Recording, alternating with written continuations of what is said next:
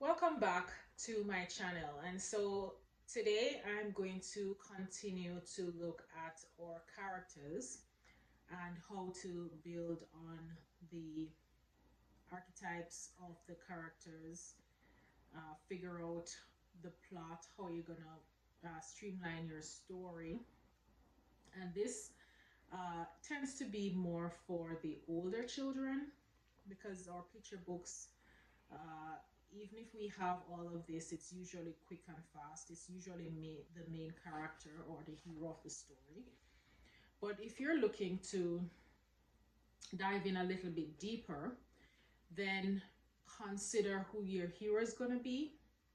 And the hero is really the central person, the main character of the story, the backbone of the story, typically undergoing some significant growth or development, and their actions kind of drive the plot and develops the story. You can also consider that the hero's journey really serves as the primary narrative, the guide for the story and the plot. Now, when we have the hero, we tend to have a sidekick, and the sidekick kind of complements the hero, is alongside the hero for the journey, helps to get the hero to where they need to be, and it's kind of a provides kind of a loyalty and a friendship for this hero. Now, the sidekick would help them to overcome obstacles, and if your story is about teaching children how to overcome, then this kind of character or characters in the story, it's good to have. It's good to have the hero and it's good to have the sidekick, particularly if you're teaching them how to overcome obstacles. Now, the sidekick also kind of adds depth to the story. You're not only looking at one perspective, but the sidekick offers an alternative perspective. And so those with the sidekick and the hero working together, it kind of enhances your story and helps to build the plot and the narrative and move your narrative forward. So with all of that being said, if you're looking at what we discussed previously about what it is that you're trying to get the children to look into, the diversity, the relatability of the characters, um, then this is another thing that you can consider, having your story include a hero and a sidekick. The other type of character that you can consider including in your book, and again, this is particularly for if you've decided to perhaps do a chapter book, then having the hero and the sidekick building up the story is really good. So it's something that you can consider.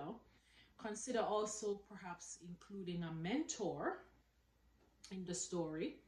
And the mentor is really supposed to be somebody who is wise and experienced and guides the hero and the sidekick and provides encouragement and help, and just help them along in the life lessons and challenges.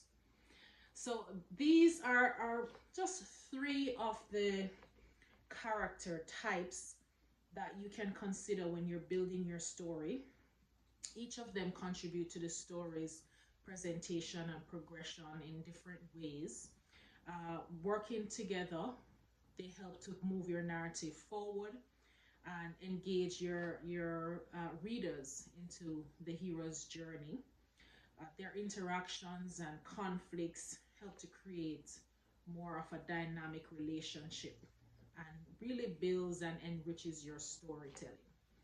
So again, if you're thinking of this and you're thinking mainly of providing chapter book stories and things like that, then having these type of characters involved or included in your book, again, really moves your book forward, propels your books, um, allows the readers to be more engaged in your story. Consider these variations and just be creative in whatever you're doing. Think about what the children would like. Think about what's fascinating to children. And start building up on that, building out your characters and the plot and the narrative and who your hero is and your sidekick and your mentor.